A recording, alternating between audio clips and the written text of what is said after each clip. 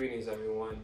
For those that know that I changed my diet, I've been a vegan for about 6 years, and just last year in August I changed my diet, incorporated meat. As a matter of fact, I did basically a complete 180. I mostly eat meat now and very little vegetables and fruit. And I just thought I would give you a video on 8 misconceptions when it comes to eating, dieting, and nutrition. The first big misconception is that meat rots in your colon.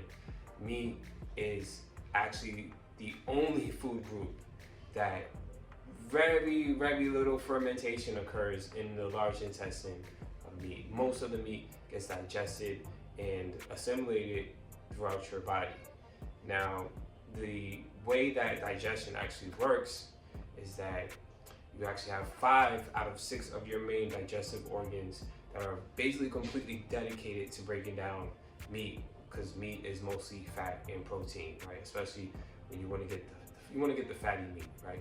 But basically how digestion works is that your liver produces bile that gets stored in the gallbladder, and then when you eat, let's just say you eat meat, it goes into your stomach is gonna mush up the meat, right, with all this acid. But then when the meat leaves the stomach, or the remnants of it goes to the small intestine, this action actually goes for the gallbladder to secrete the bile, and then it goes, the bile from the gallbladder is used to break down the fat. At the same time, enzymes from the pancreas go to the small intestine as well in order to break down this fat as well, and also the protein. Right, then about 98% of the meat actually gets broken down and absorbed. The nutrients pass through the wall of the small intestine and it goes into your bloodstream, and then all the nutrients and vitamins goes throughout your body to where it needs to go, right? And then the rest goes to the large intestine, and then you excrete it out. Actuality, carbohydrates are the one that will actually mess up the digestion of fat and protein, because carbs is going to take precedence in terms of digestion, but it also has the most fermentation. So when it comes to your vegetables, some of the vegetables especially go through extreme fermentation in the colon, but your fruits, your beans and grains, these all are going to ferment in the colon because of that fiber, right? Fiber is cellulose, and we don't produce cellulase in order to break down the cellulose, right? So meat definitely does not rot in your colon. It's very good for you to eat, and you should eat it. Second misconception is that high cholesterol is bad, all right? Now, this whole thing about cholesterol and causing atherosclerosis, heart disease, cardiovascular disease, etc., this was something that was purported by the American Heart Association. Now, they got this claim from 3 Harvard professors that conducted some research and came to the conclusion that a diet high in saturated fat will raise your cholesterol, and therefore a high cholesterol is the cause of cardiovascular disease and heart attacks and whatnot. Later, there was information came out stating that those 3 Harvard professors were actually paid off by the sugar company, right? So it was a tactic in order to get people to reduce their meat intake and to increase their sugar. That's when sugary cereals started becoming very popular, and also increase their fiber intake in order to lower their cholesterol, off of the claim that high cholesterol will increase your chance of getting a heart attack and cardiovascular disease, right? Specifically the LDL cholesterol. Now, we can't go off of this anymore because of the fact that, one, these claims were obviously falsified to suit the agenda of the sugar company, and then also due to recent studies and research, it has been shown that people with low LDLs actually have increased their chances of heart attacks. A lot of people with that have had heart attacks, they after doing the test, they see that their LDL was actually low. The response of some cardiologists who basically are just going by what they were taught was, oh, well, basically your LDL isn't low enough, it needs to be low. Now, I mean, this to a person who's thinking, who said, well, this is kind of suspicious, and how low does the LDL have to be in order for it to be sufficient to prevent people from getting heart attacks and cardiovascular disease? Well, let's actually understand what cholesterol is. First of all, we're made up of cholesterol, all right? So cholesterol is not something bad if that's what we're made up of. And cholesterol, in a sense, from my understanding, is kind of like how the body is like communicating with each other. Now, with the ACL, most of the community of medical science, I think all actually would agree that ACL is touted as the good cholesterol, and then those that just believe basically what they were taught in medical school, as if there's no agenda there, perhaps, I don't know, I'm not making any statements, but based off of this sugar company and through Harvard professors and the AHA, American Heart Association, can't really just go off of what they're saying, but they say that LDL is touted as the bad cholesterol. Now, I know we're not cardiologists, I'm not a cardiologist, I'm not a doctor by any sense of going to school to get a medical degree, but I like to put things in very simple terms, if feasible, right? For me to understand,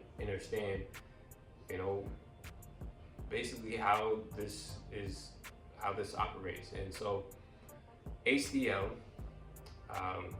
we could look at as an acronym, meaning heading to the liver, which these are the cholesterol that are coming back from the cells that are going to the liver, right? Because your liver is producing the cholesterol. And then the LDL is leaving the liver. Okay, so this is the cholesterol that's leaving to the liver that is heading to the cells.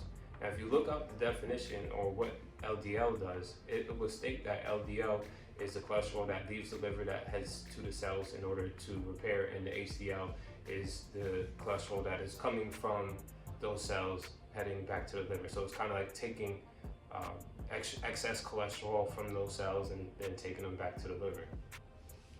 So if LDL is touted as the bad cholesterol, and so they're telling you to lower your LDL, and so you have very little LDL going throughout your body or leaving the liver.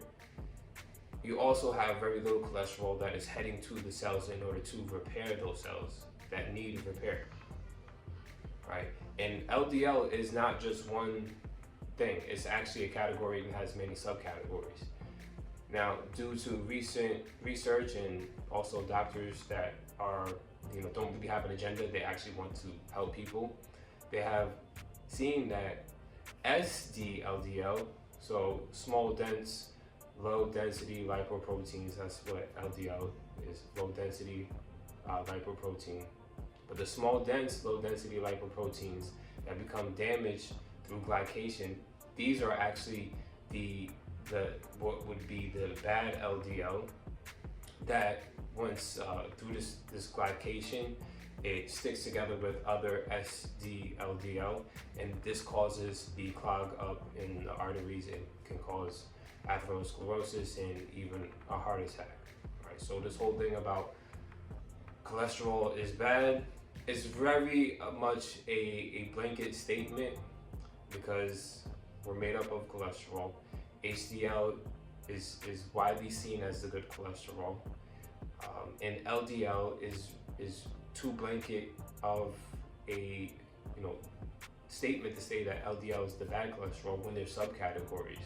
right? And LDL is, you need LDL to have cholesterol come from the liver in order to fix the cells that need repairing. Actually, a diet that's high in carbs can inversely increase LDL, right? So this is what I mentioned with the glycation of the small dense, low density lipoproteins, because carbs break down into glucose.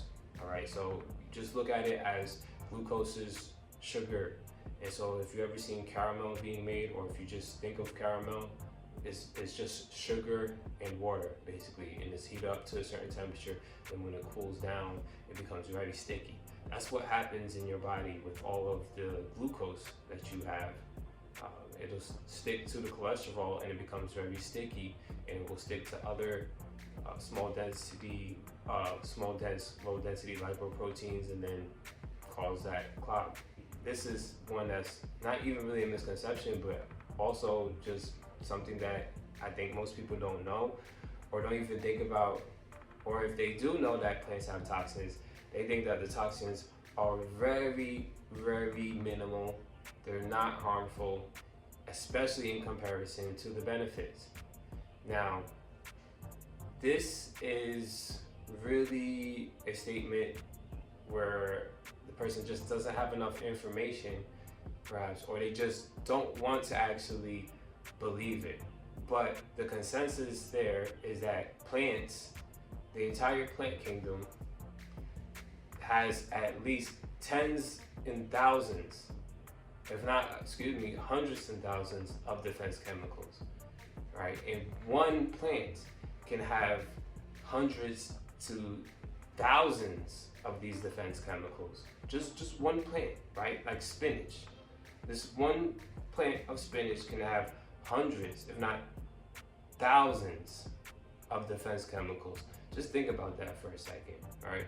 So, do you think that any of these can actually cause harm to you, especially if you're continuously eating it over time?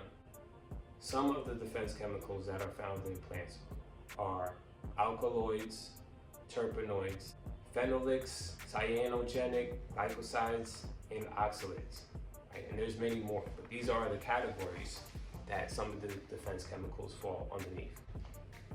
And it may not cause harm to you immediately, even though there are some plants that can actually kill you in a matter of hours, if not less. But with the ones that are deemed edible, over time, these plants can cause damage with the constant consuming of these vegetables, right? So it's not something that you're just gonna feel overnight. This is something that, continuously eating them over the years, it's a build-up, okay? And most of the time you don't really feel it building up, especially because most people haven't actually have eaten the proper way ever in their life. So the buildup of these toxins over years contribute to inflammation, mechanical deficiencies, mental deficiencies, and also disease, basically non-communicable diseases. And really, this is not to negate the nutrients that are found in plants. I mean, obviously, plants do have nutrients in them. I mean, they're going to extract nutrients from the soil as much as possible, right? And they convert the sunlight into food. This is something very powerful, but you also have to put it in the same spectrum that animal empathizers use from an ethical standpoint when it comes to why people should be vegan. Because animals have feelings and they want to live too. They have every right to live. This is how they would empathize with the animals. Me, I'm a person, I empathize with all life, right? And same for plants. So I understand that plants are living organisms too, and they want to live. Now, is that going to stop me from eating plants if I have to? No, but that puts it in my mind that this living organism is not just going to let me or any other animal or bacteria or parasite eat at its body without defending itself. You hear what I'm saying? So yes, they have defense mechanisms because they want to survive, and they're going to do whatever they can in order to prevent other organisms from eating it, whether it's an animal, human being, a bacteria, or a parasite. And over time, through the evolution, they get stronger and stronger, right, in order for them to survive, or else they would just be completely wiped out by all animals, including us, that would eat it and extract all the nutrients from it without any kind of repercussion. You know, most of the animals that I would say most people eat, they have a way of defending themselves, whether they're just naturally strong, they have claws, they can run, you know, they could do many different things to defend themselves. Plants don't have that ability, so their defense mechanism is toxicity. Which leads me to my next misconception, is that meat eaters are savage, and therefore they are less intelligent because they're eating a diet that is inferior, right? This also plays into the other misconceptions, how meat rots in your colon, and so why would you eat something that's rotting in your colon? But that's already proved that that is actually, you know, absolutely not true. So contrary to this misconception is that human beings have been eating meat for 2 million years, all right? I'm not denying that our ancestors were herbivores, but during, you know, our geological history, there was a time during the Ice Age where there were no vegetables, you know, edible vegetables for us to eat. And during this time, we actually became hypercarnivores. So, you know, we were eating meat before that, but during this time, we were exclusively eating meat, right? And so because of this time, you know, a lot of our evolution and our growth occurred during this time, and we adapted to eating meat and lost the ability to basically break down plants and vegetables like we were doing before when we were herbivores. So when people say, you know, we're supposed to be herbivores like our ancient ancestors and whatnot, yeah, that's true, but what happened during our whole evolutionary history? That's what matters. We're at a time right now, well, we've been at this time where we have been exclusively eating meat for the past 2 million plus years. And so we've adapted to that and developed our brain, our cranium, of course, because our cranium had to grow in order to fit our brain that was evolving, which a bigger brain is equated with more intelligence. Jaws got wider, statures got taller, we got stronger, right? Just over I would say, since the agricultural revolution 10,000 years ago, we've actually gotten shorter. Our statures have gotten smaller. Our craniums have gotten smaller as well. The next misconception is that you're going to get fat eating all of that fat, right? So for those that are on a carnivore diet or animal-based diet, we know that fat is the most important macronutrient that you need to get, not protein. So when people ask vegan, oh, where are you getting your protein from?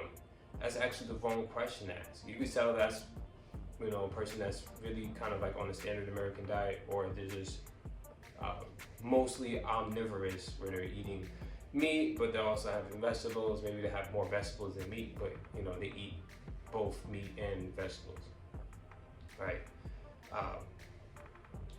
The definition of fat, contrary to what maybe people believe, when they just hear fat, they just think of excess weight. But the actual nutritional definition of fat is a storehouse of energy and fat-soluble vitamins. So the vitamins are stored in the fat, so it's very good for you to eat. Fat has a little more than double the energy, which is calories. You know, so calories is just energy, right? But fat has a little more than double the energy of protein and carbs. So it's way better energy source.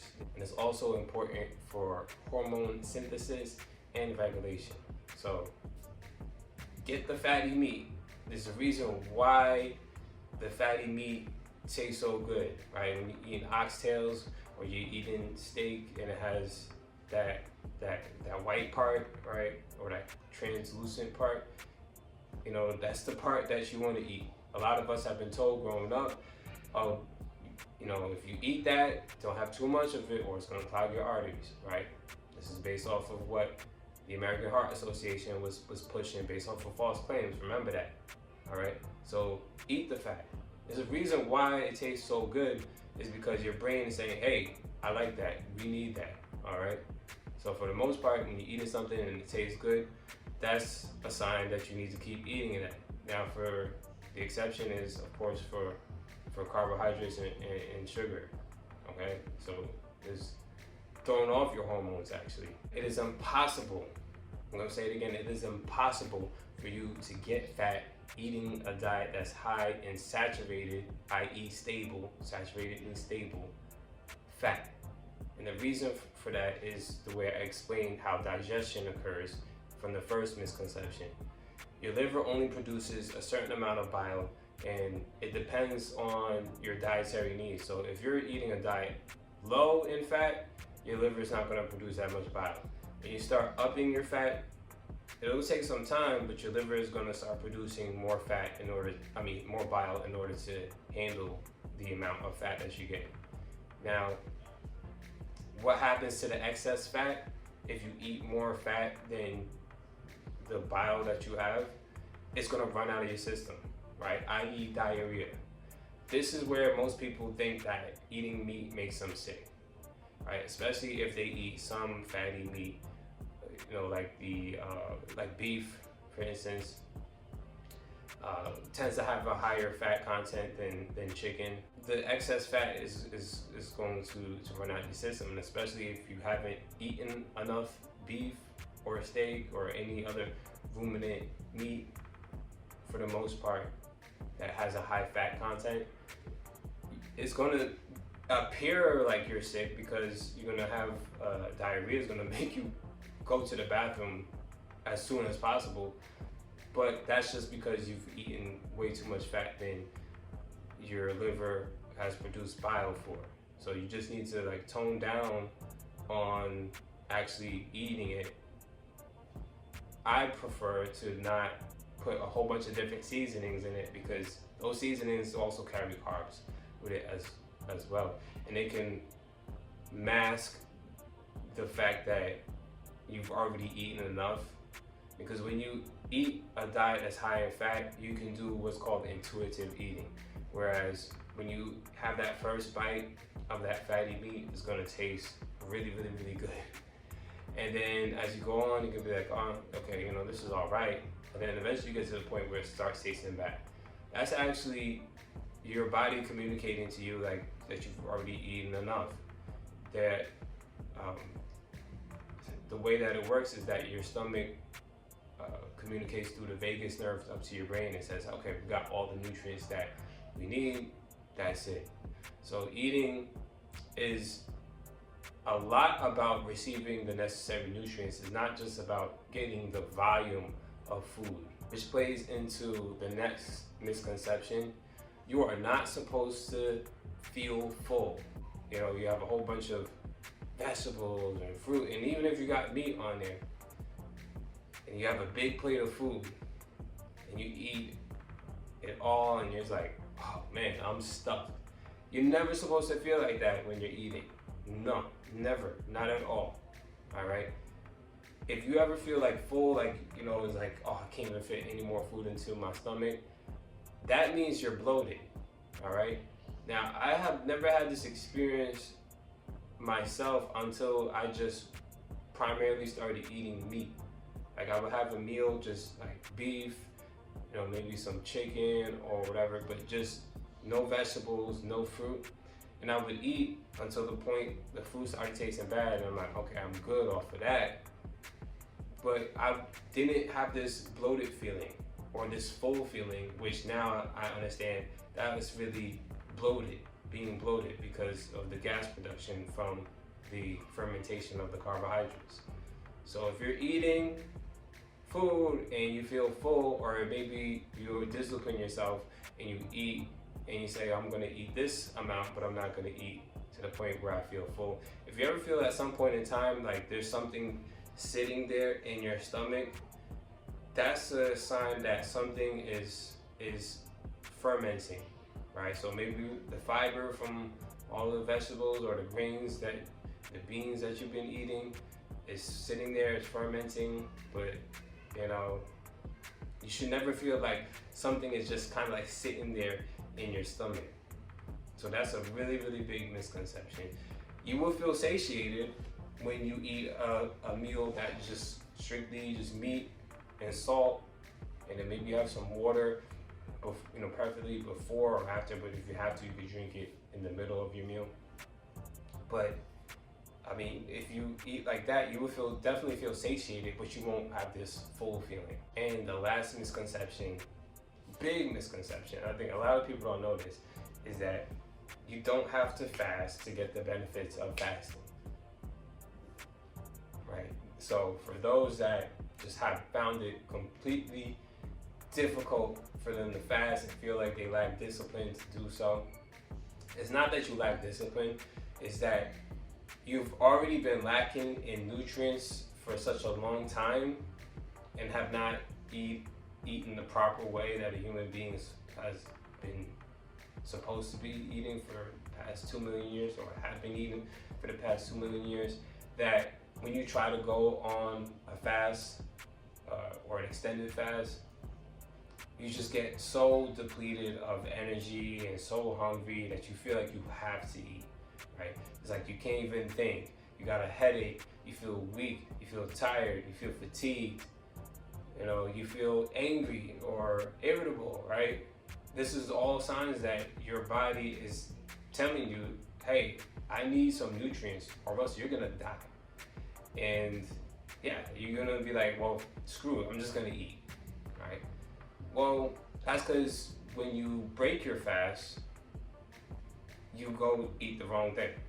Eat whatever is accessible. And if you're out and about, most of the time what is accessible is processed and ultra processed foods, and mostly carbs. So that is going to take you from ketosis and autophagy, which that is really the benefit of fasting. Now, the only way you could be in ketosis is that your blood sugar doesn't go up, because when your blood sugar goes up, your pancreas secretes insulin, and that throws off a whole bunch of different metabolic processes. One of them being is that it will take you out of ketosis if you've already, you know, if you start getting rid of the excess glucose. Because what happens when the insulin gets secreted, one thing that insulin does is that in order to bring down your blood sugar, it locks the glucose into the cells. So an analogy or a way of looking at it is, if your veins and arteries are like streets, and the cars going down or up and down the streets are the glucose. Once you have a lot of cars going in either direction, that is a sign that your blood glucose, your blood sugar has gone way up. What happens is that the insulin is going to take some of those cars and have them parked on either side of the street, locked into those cells, so that other cars can pass through easy with very little traffic, i.e. keeping a regular level of blood sugar. But because of that, after your blood sugar goes down, or once your body starts to call for more energy again, then that glucose can come out of the cells, right? But most of the time, Americans, especially in the US and really worldwide, eating so much carbs, it could be, especially from, you know, in the United States, anywhere from 250 to 400 grams of carbs a day the average person eats. I mean, that's a lot. So your blood glucose is going it's going like this, up and down, all day, every day. So you're never able to stay in ketosis if you ever get there, right? And because you're not in ketosis, more than likely you're not going to be in autophagy. These two metabolic processes, they don't go hand to hand, but they're so closely related that if you're in ketosis, you're more than likely also going to be in autophagy, right? Which autophagy is the main and really the primary benefit of fasting. This is when people start like really feeling good, they feel energetic, and they are thinking clear. Well, because of the ketones from ketosis is the reason why you're thinking so clear, right? Because your brain loves those ketones. You was in ketosis when you were in your mother's stomach, and also when you were born, and also for being a child. For the most part, you're in ketosis until we flood them with all of these carbs and sugar and everything like that. It takes them out of that, and then that is a detriment to the brain development and function of young children. This is also the reason why we have seen a rise in autism and ADD and ADHD and these other mental disorders because of the diet. These are 8 misconceptions when it comes to dieting, food, and nutrition.